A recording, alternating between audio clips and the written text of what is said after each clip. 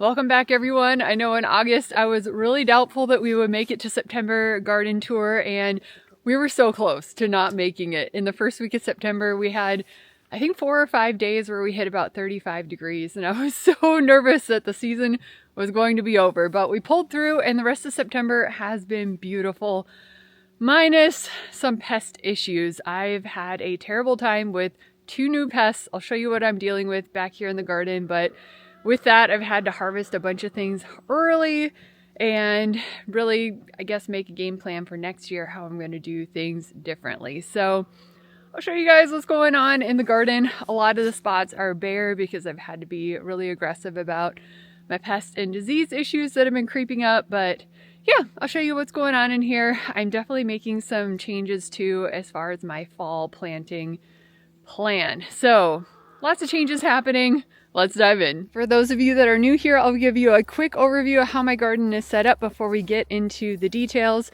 This is my big in-ground garden, and then I do have some raised beds back by the cabin that will go through together as well. But this garden is roughly 1,300 square feet. It's 52 feet wide and 25 feet deep.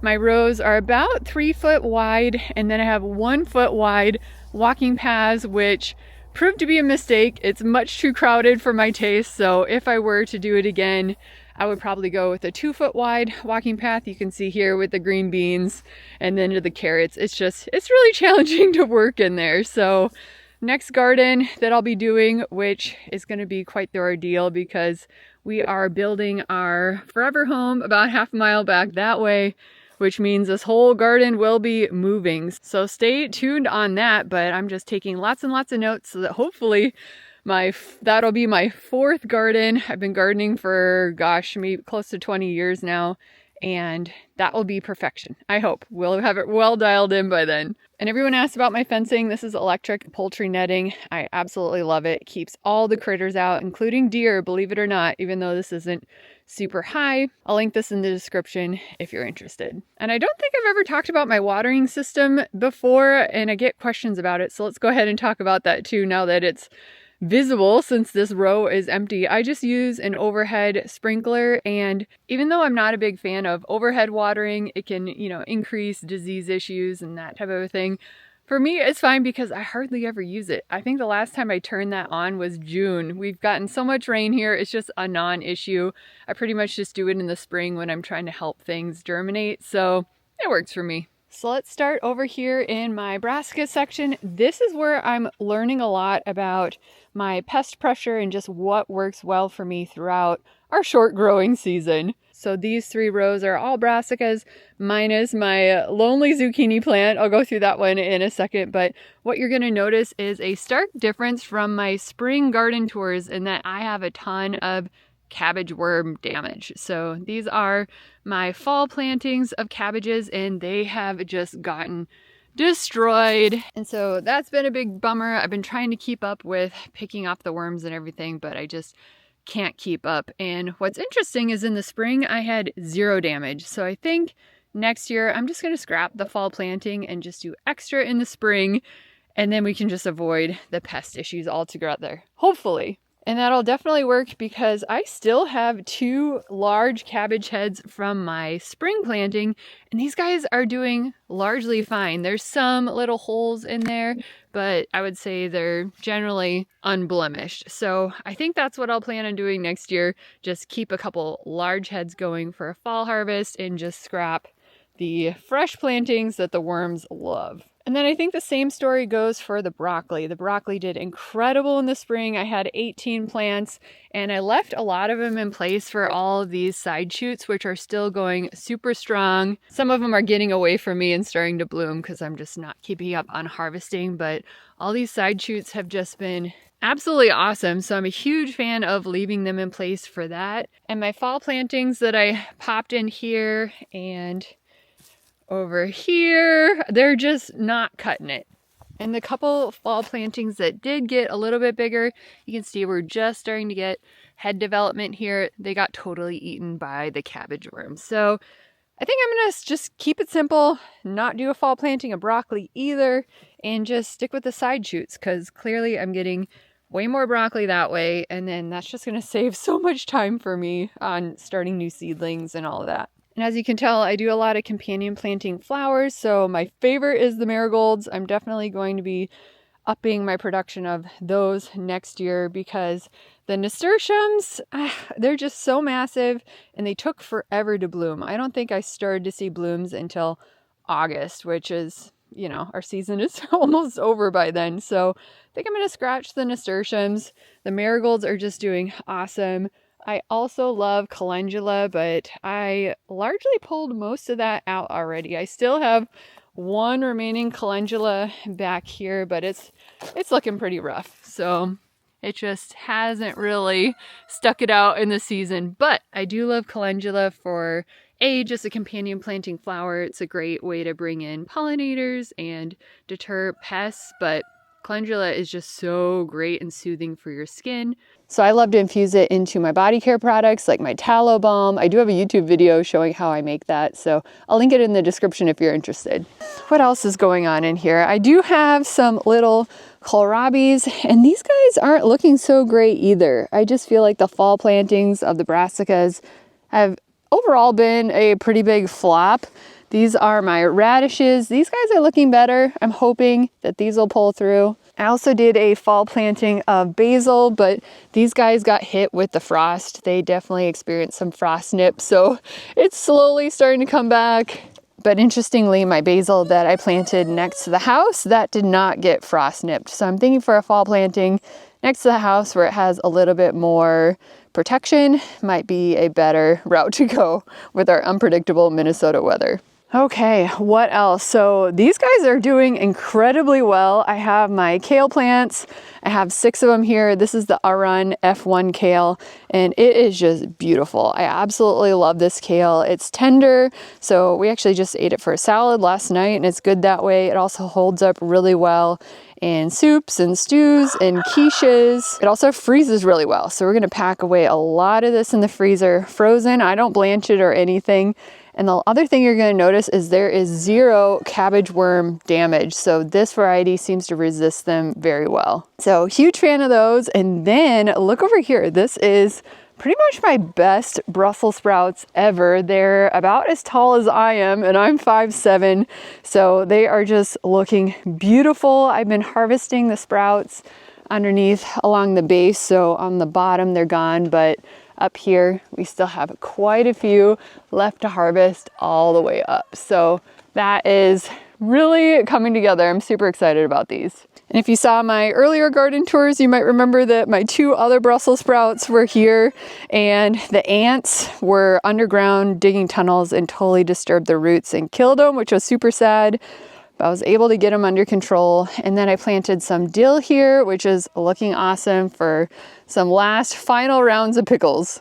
And then to cap off this section is my zucchini plant, and I was growing it vertically on the stake, which was working really well. And then I got kind of lazy about it. So now it's kind of growing back down.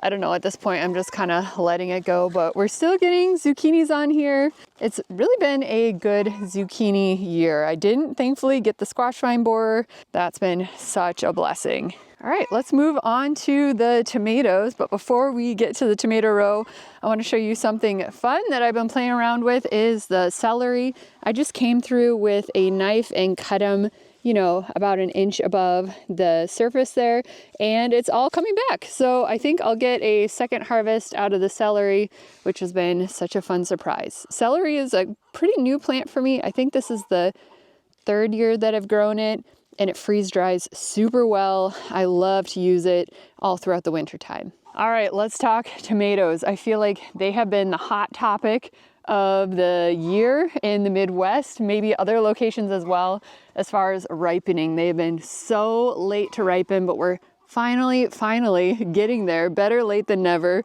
Starting to can all of the things, but it looks like I'm about ready to harvest some more. I like to let them get a little bit of color if I can, because they have deeper flavor and a little bit higher of a nutritional value. So it's time to get in there and do a bunch of harvesting. These are the Plum Regals.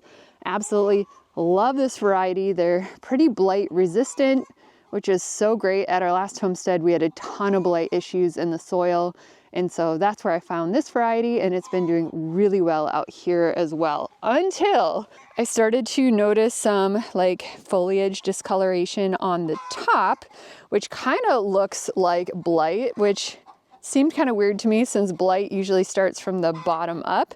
And then I noticed they're not doing it right now, I think because it's cold. It's like 47 degrees and everything's wet. But when the sun's out and it's warm and dry, anytime I would go in there and start harvesting tomatoes, there'd be a puff of white. And according to Google, it's a white fly. So they tend to chew on the foliage and cause damage there. You can see over here, I'm having quite a bit more damage to the foliage. So that white fly has been an unexpected pest, especially because it showed up right after we had a cold snap that first week in August. We were getting down to 35 for multiple nights in a row. And I kind of thought in my head after we had that cold snap, yay, we'll probably be done with pests for the year. That'll knock them down. It'll just be smooth sailing for the rest of the fall.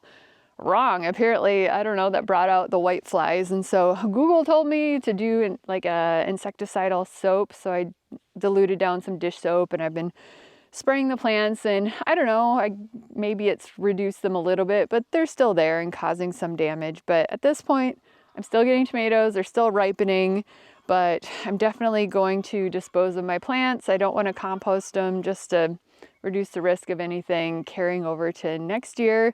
I've never had white flies before. That's kind of a new pest for me. So if you have any other tips, I will gladly take them. But yeah, otherwise I've just been canning, trying to get all these tomatoes packed away. And I'm so thankful that September has been pretty good weather-wise, minus that little cold snap in early September. So yeah, we really actually haven't had a true freeze yet, despite our technical first frost date being mid-September. So hanging in there. I have a couple other varieties down here. Oh, you can see this one definitely has a lot of damage on top from those white flies. And this one I actually pulled out. It was looking so awful. This was my pink bower tomato, and I've decided I'm not going to grow that one anymore. That was my fresh eating tomato. It was just way more susceptible to things, and also they were just cracking. I just wasn't getting a good tomato from it. So I think I'm done with that. And instead, I'm going to be growing this as my fresh eating tomato. This is the Mountain Sunrise, and oh my gosh, these are so sweet and delicious, and there's no cracking on here. And generally, it's pretty darn healthy. It's putting out new growth. I've already gone through and topped everything, especially those guys, to get them to ripen, which is finally happening. But yeah, really happy with this one. You can see there's a bunch more down here. Super prolific. This one has been great. This is another new tomato variety for me. This is the Sweet Prince. This is kind of more of a grape tomato.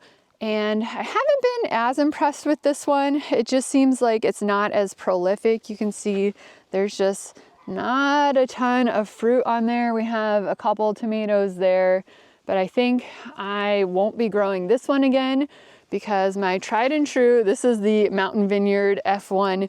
This one is awesome. I've been growing this one for years. It's a slightly smaller tomato. I would say this one's more of like a cherry tomato. And as you can see, there's a lot more fruit on here. I've already gone through and harvested quite a bit, but definitely a lot more prolific. I've also noticed less cracking on this tomato than that one. Last thing over here are my cucumbers. These are just barely hanging on. I think I'm ready to rip these guys out. They're looking pretty tired. I still have some cucumbers being produced in here. So like this one is looking pretty good. This is the H19 pickling cucumber, and I love it. I've been growing this variety for years. It's just prolific, and the cucumbers taste great in pickling recipes, but also just fresh eating as well. And I just use cattle panel fencing. These guys are about a foot apart, so I have two different sides going just to be efficient with the space. And yeah, super happy with how the cucumbers have gone. I have a lot of pickles packed away, probably too many. So I think we're done. I'm gonna pull that out within the next few days probably. And then over here, we're starting to get a little bit more bare. This is where my first round of bush beans was, so I pulled those guys out a while ago. And then this is empty, and I was not planning on it being empty. This is where all my potatoes were. Usually I leave my potatoes in the ground until like the very end of the season once it's cold, because the soil temp is a whole lot cooler than where I typically store my potatoes. So they're just gonna last a whole lot longer if they stay cool. But what I discovered when I was digging up some potatoes just for dinner last week or the week before is a lot of them are coming up slimy and rotten. Not a good sign. And so I did some research and it sounds like it's bacterial soft rot. And in my mind, I was thinking, okay, well, I just have a new disease to deal with. And so I kind of just got in there and pulled everything out before the disease could take out all my potatoes. And then what I noticed as I was harvesting everything is a lot of roly-polies just chewing away on the potatoes. And a lot of them had these big sections that were just eaten away by the roly-polies. So I think they're also called pill bugs. So I kind of think what happened is that the pill bugs got in there and it caused an opening in the potatoes, which then invited in the disease. So I think my game plan should be targeting the pill bugs. Now I know they're also beneficials in the garden. They can help, they're active decomposers. So they help kind of just break things down in the garden. But what I'm hearing is that if there's too many of them, and there were tons, they were just like pouring out of the potatoes and everything, they can start to compete for resources and then they can go after your live plants. So I've heard that beer traps work pretty well, so I need to get in there and set some of those up. I'm thinking just in the potato sections because the rest of my garden has been fine. I haven't noticed pill bugs in other sections, or they haven't been destroying other things that I know of. So I think just some beer traps here where the potatoes were.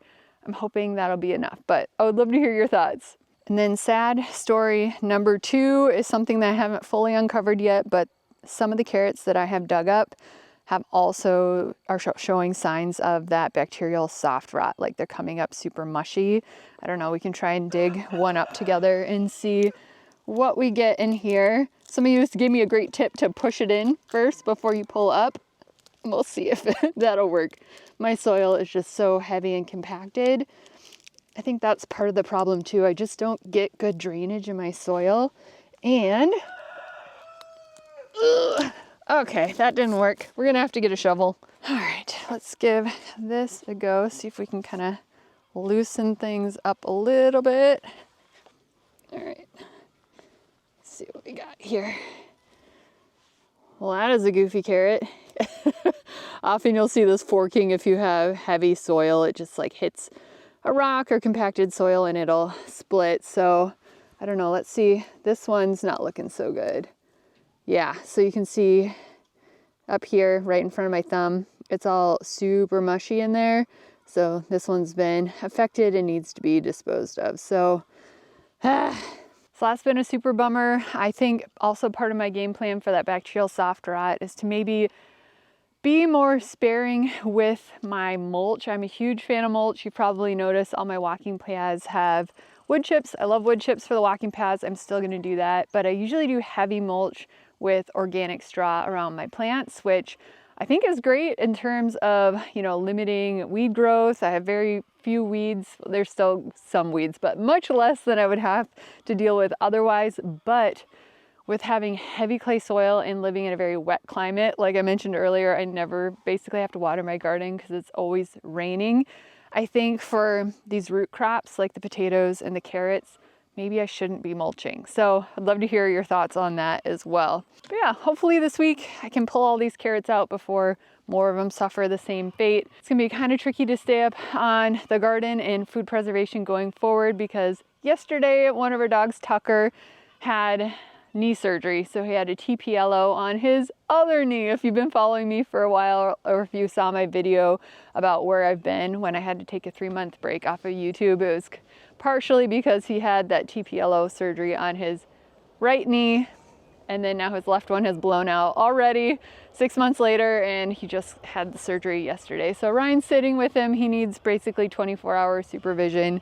I'm gonna be sleeping with him every night for the next 2 weeks. So it's gonna be a lot. So it is what it is. We'll see how much I can keep up with out here. So next row over is my second round of bush beans, and this is always my gamble because I plant it after garlic, and it's kind of a racing game to see if we'll get green beans before we freeze. And this year in particular, I knew it was me cutting it close because my garlic harvest was late.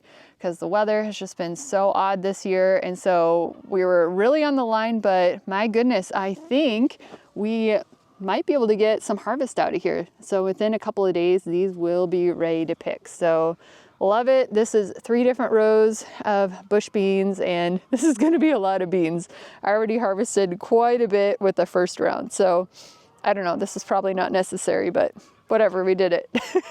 And then this section has been the comeback kid. If you saw my earlier tours, you might remember that I was really doubting my corn situation because our spring was just so cold and wet. I really had trouble getting my corn to germinate. By the time it did, all of my squash was just taking over. But despite it coming up super patchy and everything, I was worried that they wouldn't pollinate, but they did. And we got a decent amount of corn from it. So at least we have that going for us. We still have a few more ears on the counter to eat. So that's been really fun. As far as what's going down underneath, I love running my squash underneath the corn. Usually it's a non-issue. This year, you know, there was some competition because the weather was tricky, but I love it because the squash provides a living mulch for the corn. So I did not put straw down here at all, and that's been going great. And then if there's a little bit of frost, the corn kind of serves as a protective barrier for the squash. And I have 1 pumpkin plant, and it produced 3 pumpkins for me. So this is a Cinderella pumpkin. I love them. They're so beautiful. We'll go look at the other 2 up around the corner. And they store decently well, at least 2 to 3 months. I try to process those right away, but they taste so good. We have another little guy here, and I think this is my biggest one here. So we'll be getting a lot of pumpkin out of just 1 plant, which is great. The rest are all my butternut squash. There are a ton. It was a really good squash year. You can see this guy is looking good. They are almost ready to harvest. You can see that the necks are just starting to brown a little bit, but we're not quite there yet. You can see there's a ton all in here. They're just all spread out throughout. So even though we didn't get quite as much corn as we usually do, and the potatoes are kind of because of all the bite marks, at least we have squash. And then this is where my onions were. I still have them curing up by the house. I feel like they're taking longer to cure than they usually do. Even though it's fall and it should be dry, I feel like it's been a pretty humid and high moisture fall. It's been raining pretty much nonstop, which has been a challenge for Ryan. He's been trying to do a bunch of dirt work back at our build site. And yeah, all the rain has just really put a wrench into that. So, oh well. Before we go up to the cabin to look at the raised beds, I just wanted to give you an update on my sweet potatoes. This is my first year growing them, giving it a try in the grow bags to give them a little bit more heat, because what I'm hearing about growing sweet potatoes is they need hot weather and a long season, and we don't have either. So I'm hoping that they're faring okay in the grow bags. I'm just waiting until basically the last minute so that they have as long of a season as possible. So I haven't dug in here. I'm really curious if I have any sweet potatoes or not. All right, so let's head back to the cabin. I'll show you what's going on in the raised beds, but I'll also show you my onions. They're looking pretty darn good. And the potatoes, I'll show you how those are coming along. I have them curing in the garage here because you don't want them to be curing in the sun or anything. They like a dark location. So yeah, let's jump in. So first up, let's take a look at the onions. These guys are just about done curing. There's still a decent amount of green left. I like them a little bit drier before I braid them. This one's actually super dry. This is too dry to braid. I'm trying to find a really good example of what I'm looking for. Maybe more like this, where there's still just a little bit of green in there. That will make sure that it has some good strength for the braiding. I'll show you what I mean. So here are my shallots still waiting to be hung up. I braided them weeks ago, but this is just such a fun way to store them. I just do a little loop on the top, and then I just hang them up in a cool, dark location for storage. I still need to set up my storage location, so that's why they are waiting. If you want to learn how to braid, it's super easy. You can totally do it. I have a whole video here on YouTube showing how to do it. I'll link it in the description if you want to give it a try. But overall, we had a pretty decent onion harvest. Some of them are pretty good size in here. I've already been using quite a bit of them for canning and fresh eating. So I'm so thankful for a good onion year this year, especially since last year they bolted and it just wasn't so great. So we are almost done. And I like to do a combination of a table and a wagon. I used to only cure them in a wagon. It's just so easy to prop them all up in here, and then I can wheel this inside if I want to, but I grow so many onions now I had to expand to the table, and this is just our little patio table. So that's been working out pretty good. All right, I'll show you my potatoes. I have them curing in the garage here since it's pretty dark. And here they are. So there's no windows in this section. I just try to keep the lights off. And yeah, I think this will be a great spot to cure them. I just have some cardboard down. I grew 2 different kinds. This is the red chieftain over there. And down here are the russet potatoes. Now the russets did really good. They didn't seem to experience any of that bacterial soft rot. I didn't notice any of the roly-polies or the pill bugs chewing on them. So that was a pleasant surprise. I'm not sure why they prefer one potato over another. But as we look at the red chieftains, I'll try to find some examples. Here we go. This is a good one over here. You can see all the little chew and bite marks on there. So these ones are definitely not going to store well. So I'm going to wash these up and put any of the chewed on ones in a pile to eat them first. Well, hi there, Mabel. You gonna help us? Have you been chewing on my potatoes? I sure hope not. You sure are cute though. Wanna say hi? Hi, everyone. I don't know. Here's another one. You can see a little chunk chewed out of it. This one's definitely no good. I should probably just toss that one. This one really got chomped on. Yeah, these red chieftain potatoes. I mean, here's another one too. Chewed on. It's gonna be a lot of these that we need to be eating up quickly. So I'll be curious to see how they store compared to the russets, but overall, so far so good. So I don't wash my potatoes before they go into storage. I'll leave them out here for another week or so. And I'll just lightly brush the dirt off. Again, with heavy clay soil. I tried to pick a dry stretch of weather, but they all just still come out muddy. So I'll just try and gently brush some of the dirt off. And then I just like to store them in the little round laundry baskets. That works pretty good for me. So yeah, I don't know. Not the best year, but not a total flop either. So we've made it up to our little cabin, and first up is my rhubarb plant, which is so special to me. This has been in my family for over 150 years and actually came over on the boat from Sweden. So I'm so thankful that it's liking the spot. I had to dig up some divisions and move it over from our old property. And I just mulch it with wood chips, and that's been working pretty good. But what's been super fun is I pulled these wood chips from my little pile over there. And what I forgot is that last year I inoculated the wood chip pile with wine cap mushroom spores. And so just like a couple of weeks ago, I looked down here and I had mushrooms growing all underneath the rhubarb, and they were delicious. So that was a fun surprise that I would highly recommend. They seem to complement each other well. And then over here, I have 4 different raised beds. These are the Birdie's beds from Epic Gardening. They have been fantastic. Highly recommend them. So I have 2 small sized ones. This is a large size, and this is a medium size. And I was so excited to expand another bed. I just added this one this year so I could really go for it with the peppers. And this ended up being one of my worst pepper years ever. I'm so stumped. I'll give you a closer look. So these are all peppers here. I think these are habanadas. These are largely Scotch bonnets because that is one of my favorite peppers for hot sauce. I have a jalapeno back here, but what you'll notice is that there are basically no peppers on here. We're just starting to get a few little babies. There's really not much on here either except for a couple little babies. And same story over here. The plants look incredible, right? They have good growth. They're deep green. But when you look, it's like, wait, but where's the peppers? There's hardly any. I had a first flush kind of early in the season and then nothing. And then now we're just starting to kind of get some flowering and pepper development Again, I know that can often be a sign of nitrogen, too much nitrogen in the soil, but my soil test actually showed that I had really low nitrogen.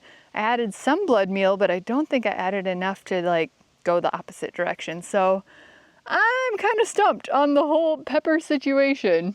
The only pepper that is doing super well is this one. This is an ají rico. I've been picking a ton out of it, and it's a spicy pepper. It's a new one to me. I've never grown it before.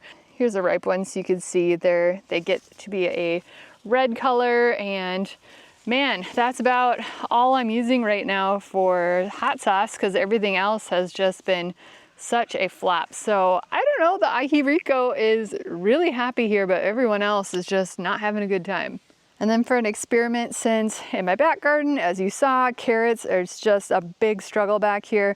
So I was thinking this might be a little bit better because the soil is going to be a whole lot more pliable, and it is. I can just kind of pop them out and the carrots look a whole lot better. I'm a little concerned that it has a lot of hairs on there, and it looks like there's some of the tops are dying back, which makes me think it seems a little bit like it has aster yellows, which I struggled with that quite a bit last year. So I don't know, more to come on that. Otherwise, up here in these two smaller raised beds, these are largely done for this season. These are strawberries and they are done and just ready to hibernate until next year. This is another Scotch bonnet, and again, it's just like, it looks good, it has beautiful growth, and we are finally starting to get some peppers on here. I think there is maybe one red one. There we go, we got one, but just not so great. This bed I did a lot of cleanup on. It was kind of some scraggly leftover pak choi and like green onions that were way too big and radishes that just weren't thriving. So it's mostly just whatever lettuce I have left that hasn't bolted. And then over here is all my edible landscaping. It's largely herbs. I do keep some in containers like my mint and oregano and lemon balm just to keep that from getting too invasive. So out of the garden soil is best. I've also been doing a lot of cleanup, so you'll see some bare areas. Just trying to get all prepped and ready to go into winter. This is the sorrel. It really came back nice this fall. This is just such a lovely green. It looks like the slugs are kind of getting at it with the holes in there, but overall, I've been happy with the sorrel, and I've really been going to town freeze drying all the herbs for winter. I just love freeze dried herbs. So yeah, this is some sage. We have some, the parsley didn't look so great this year. I also harvested a ton, so it's looking a little bare, but so overall for up here, I would say, fair. Well, that should wrap it up for garden tour. We're still waiting for our frost to hit to make it officially done, but we're definitely getting close. The forecast looks promising, so we'll see how long we can stretch it, but I'm itching to be done. I'm ready to move on and start crafting, and we have a lot of indoor projects to come. And I guess I wanted to chat about that too. What is next on my channel? So I know I promised garden tours, at least kind of finishing those out, but now that we're largely done with garden tour, unless October, we will see if we can stretch the season another month. But I got to thinking, one video a month, that's kind of a cadence that I can keep up on. You know, we'll see how Tucker's recovery goes, but I think once a month, I still want to try and get a video out. Ryan and I are actually in the process of filming one together. It's been months since we've done a video together, and so hopefully you guys are excited to see us back in action. We're working on building solar heater wall number 2 back at his new shop back at our build site. So that's been super fun. Look out for that. We'll also be setting up a mini solar system back there. We're not quite ready to do our big system yet since we still need to clear out some land, but we at least need to get more power out there for Ryan since he's working out there and everything. So stay tuned, more videos are coming. Please let me know if there's a topic you want me to cover. I love hearing your ideas. Thanks so much for being here. I so appreciate you guys. It's been so fun bringing you through my garden throughout the months of summer, and make sure to like and subscribe if you haven't already, and I'll catch you on the next video.